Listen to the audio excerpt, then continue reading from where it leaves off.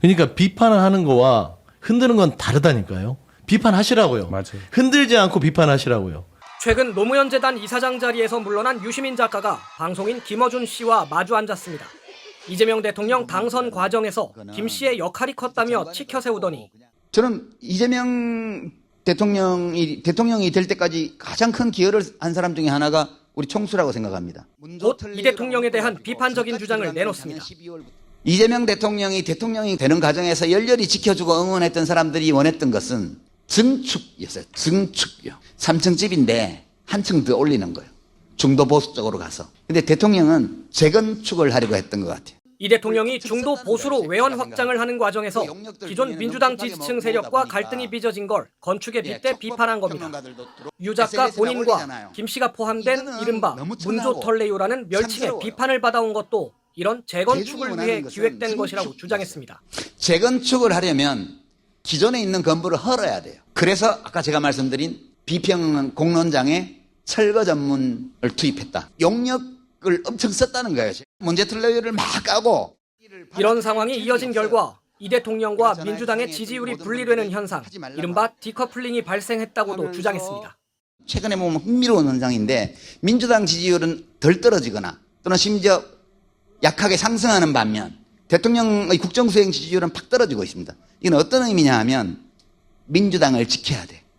유 작가는 이 대통령의 국정 운영에 대해서도 비판했습니다. 입법예고 정부안이 대통령 승인 없이 나온다? 그 있을 수 없는 일이에요. 검찰개혁은 집권 1년이 넘도록 아직 다 이루어지지 않았고. 그리고 이런 비판은 인사 문제로까지 넓어졌습니다. 소위 이제 문가산점이라는 말이 있죠. 문가산점. 문재인을 까면 가산점을 받는 거예요. 인사혁신처장부터 시작해서 문재인 대통령을 비하하고 조롱하고 비방하고 문재인을 모욕하면 노무현의 친구 문재인이기 때문에 노무현도 모욕하는 거예요. 유 작가가 현재 민주당 전당대회 국면에서 이 대통령을 비판하면서 사실상 정청래 전 민주당 대표에게 힘을 실어준 것이라는 분석이 나옵니다. 전당대회를 앞둔 여권 내부 계파 갈등 수위가 높아지면서 유 작가에 대한 친명 세력들의 반박도 이어질 거로 예상됩니다. 현장 방청을 간 사람들이 이제 뭐 이미 후기며 얘기들이 좀 기록 나오고 같은 것도 있다면서요? 이야기들을 좀 하고 있는데 네. 왜 유시민 그 작가가 노무현 재단까지 나오면서 이렇게 다시 논평에 뛰어들게 됐느냐 본인이 설명을 했다는 거예요. 예. 그 내용을 이제 저희가 직접 본 것은 아니고 이것은 다 전원이기 때문에 네. 대략만 말씀을 드리겠습니다. 근데 이제 상당히 이재명 대통령이 지금 잘못 가고 있다. 나는 대통령이 잘못 가고 있다. 그렇습니다. 그러니까 이 올바른 곳으로 나는 대통령이 가기를 바라고 있는데, 근데 제대로 가고 있지 않기 때문에 내가 이제 이거를 좀 경고하기 위해서 여기 나섰다라는 이야기를 했고, 네. 그 대통령이 지금 당무에 개입하고 있다. 나는 거기에 반대한다. 이렇게 이야기를 했다고 해요. 대통령이 당무 개입을 하고 있다. 네, 그러니까 자신이 원하는 당대표를 지지하고 있는 모양새인데 그거는 맞는 게 아니다라고 본인은 본다고 했다고 하고 예. 그다음에 이제 문조 털레유라면서 하바리 언어를 썼던 그런 사람들이 있는데 그전에도 유시민 작가가 배후 이야기를 했어요. 예, 이게 예. 그냥 뭐 막 돌아다니는 용어가 아니고 배후가 있을 맞아요. 것이다. 조직적이고 치밀한 전략적인 배후가 있다. 뭐 그런 얘기를 했었는데 이제 이날도 그 얘기를 한 것 같습니다. 이 문조 톨레유 같은 언어들을 대통령이 모를 리가 없다. 네. 모두가 의심하면서도 그러지 않았을 것이라고 의심했던 그분이 바로 배후인 것 같다라고 이야기를 했대요. 대통령이 모르겠습니다. 정확히 본 게 아니니까. 그분이라고 아마 지칭을 했는데 아마 그런 이야기를 했던 것 같고요. 아. 그다음에 이 얘기도 했다고 하는데 당원들은 증축을 하자고 했는데 이재명 대통령은 재건축을 하려고 한다. 여기서 서로 좀 생각이 달라진다는 이야기를 했던 것 같고 촉법 평론가들이 난립하고 하면서 이제 뭐 이런 말들 문조 톨레이 같은 말들이 돌기 시작했는데 배우는 다른 사람이다. 뭐 이런 얘기를 했다고 하네요.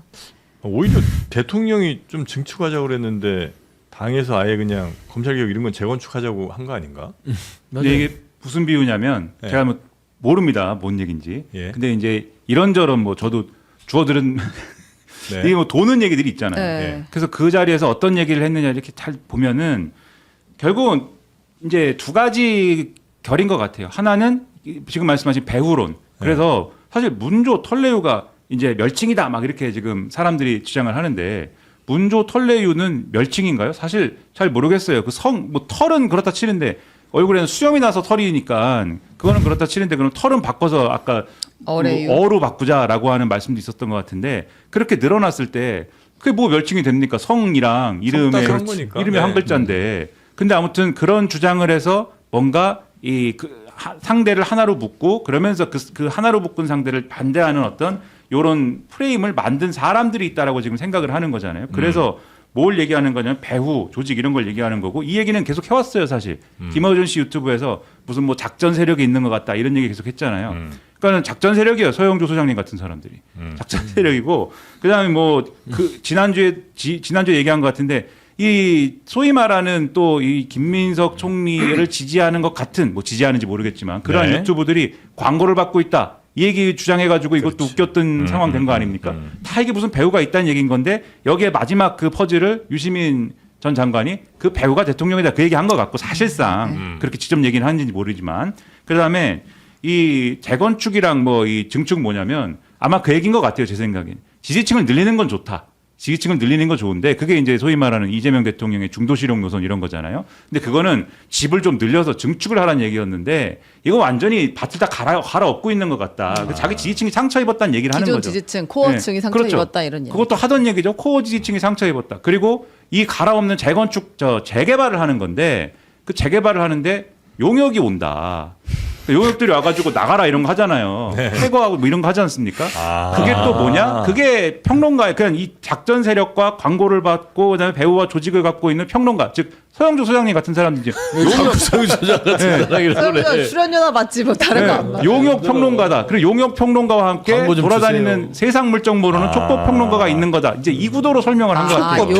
그거구나. 이 얘기가 그 맥락이 그거네. 이해되지 않았던 인사, 지연되는 검찰 개혁, 네. 서울시장 후보 선택, 평택 공천 이런 것이 결국엔 그분의 의중이라고 본다. 이건 이제 아마 대통령을 지목한 것 같고 말씀하신 용역 평론가가 있었다면 용역 평론가들, 촉법 평론가들이 난립하면서 이 사달이 났지만 최종은 이재명 대통령 본인이 정점에 있는 거 아니냐 이렇게 이야기를 한 것 같네요. 그래서 코어 지지층이 철거민이 됐다는 얘기예요. 아 철거민까지 어디를 나와요? 가냐는 얘기야. 여기까지 철거민이란 단어까지 나왔대요. 아니, 그러니까 좀 비유하자면. 비유하자면 지금 용역이 와서 쫓겨나는. 예, 재건축하자는 얘기처럼 같잖아요. 그럼 원래 증축을 하면 원래 사는 사람 그냥 살면 되잖아요. 근데 다시 할 거면 일단 나가야 되잖아요. 그 얘기예요. 지금. 이분들 왜 이렇게 피해 의식에 많이 그런 느낌이 들어요. 예 그리고 음모론 너무 좋아하시고 음모론도 좋아하는 것 그러니까 같고 상대는 어마어마한 거학이 있고 그림자 정부 같은 게 있어서 우리를 죽이려고 늘 뭐 모든 권력들 언론 뭐 공권력 다 동원해서 우리 지금 죽이려고 하고 있고 우리는 독립운동하던 사람들처럼 네. 지고지순하고 예, 지고지순하고 절대선이고. 그러니까 그거 인생 역정이 그래요. 독재 타도 뭐 국가보안법 폐지, 뭐 보안수사권 완전 폐지, 검찰 개혁 이렇게 슬로건 정치를 쭉 몇십 년을 하던 분들 아니에요. 정청래 대표도 마찬가지 아닙니까?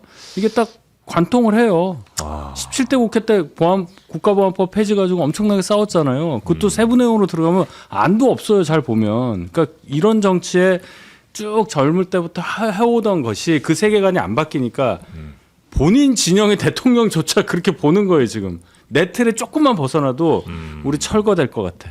우리 나가야 될 것 같아. 이런 기제가 작동하는 게 아니냐. 그러니까 비극입니다. 맞아요. 이제 뭐 비극으로 가고 있는 게 아닌가 싶은데 네. 유시민 작가의 그 전체적인 그 발언의 기조는 뭐냐면 내가 세상의 기준이다.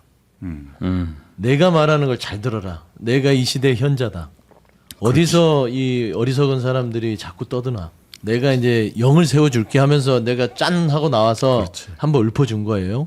저는 그 이 데스베이더에서 출연하는 그 발언을 미리 받아본 것 중에 눈에 띄었던 게 독단적이란 말을 많이 써요. 이재명 대통령이 독단적 국정 운영을 하고 있다는 식이에요. 독단적 결정. 그러면은 독단이란 말은 독재와 거의 수렴되는 그런 얘기예요. 아주 위험하죠. 네. 두 번째 뭐냐면 노무현 전 대통령을 끄집어내요. 그래서 너무 길게 보니까 결국에는 좋지 않았다. 그리고 지지층 놓치면 안 된다. 그다음에 이 유시민 작가가 뭐 촉법 얘기하고 이런데 그거는 뭐 피의식 같고요. 촉법 평론가? 그러니까 뭐 그거는 피의식 같고요. 네. 어른이 됐는데 못 참아요. 네. 굉장히 유치해요. 어른이라는 것은 웬만하게 그냥 넘어갈 것들은 넘어가고 좀 욕하더라도 그래 욕할 만하지 본인도 욕하고 비판하잖아요. 그럼 다른 사람을 비판 지적을 받아들여야 돼요. 그게 도를 안 넘는다면. 근데 저는 하나 묻고 싶은 게 있어요. 그래서요. 지금 현재 본인들이 하는 행동이 독단적이고 뭐 저 편들 우리 편들에게 실망감을 안겨준다 손 치더라도 그래서 대통령까지 흔들어야 돼요? 그걸 묻고 싶어요. 그러니까 비판하고 조언하고 지적을 해줄 수 있어요. 대통령이 이렇게 가시면 됩니다. 근데 이렇게까지 실력 행사를 통해서 국정을 책임지는 1년 23일밖에 안 된 대통령을 흔들어서 끌어내리겠다는 정도의 지금 현재의 전당대회가 진행되고 있어요. 정청래 대표 그랬고 그 정청래 대표를 플레이어로 내세워서 지지 않겠다고 이시민 작가가 참전합니다. 김어준 씨 흔들어대죠. 예를 들면 코어가 빠졌다. 네. 무슨 코어가 빠져요? 그러니까 코어라는 게 김어준의 코어와 유시민의 코어가 빠졌을지 모르지만 전체로 봤을 때는 코어가 빠졌다고 생각하지 않고 그 근거도 저는 없다고 봅니다. 그래서 대통령을 흔드는 게 과연 본인들의 비판보다 더 중요한 건지. 대통령을 흔든다는 게 이재명이라는 인물이 아니라 대한민국 국정을 책임지고 있는 사람이고 본인들이 이 같은 갈등을 유발함으로 집권여당이 흔들린다는 건 몰라요. 네. 그리고 진보 세력이 분열해서 결국에는 재집권하지 못하면 어떻게 책임질 거예요. 그러니까 본인들의 코어층 기분 좋게 하려고 정말 이 비극적인 상황을 초래하고 있다라는 측면에서 한번 얘기했으면 좋겠어요. 이걸 제가 조금만 더 네네네네. 붙이면은 유시민 전 장관이 자기가 비평 활동을 하겠다라고 노무현 재단과의 어떤 그 직책을 노무현 재단에서 직책을 버리고 이제 앞으로 자유롭게 비평한다 이런 스탠스에서 나온 첫 메시지인데 저는 이거는 그냥 비평이 아니라고 봐요. 왜냐하면 유시민 전 장관 굉장히 똑똑한 사람이거든요. 그리고 지금 많은 사람들이 좋은 책 내고 좋은 말씀하고 지금까지 방송 나와서 이제 좋은 평론했다 이렇게 기억하지만 사실 이분은 정치인 출신입니다.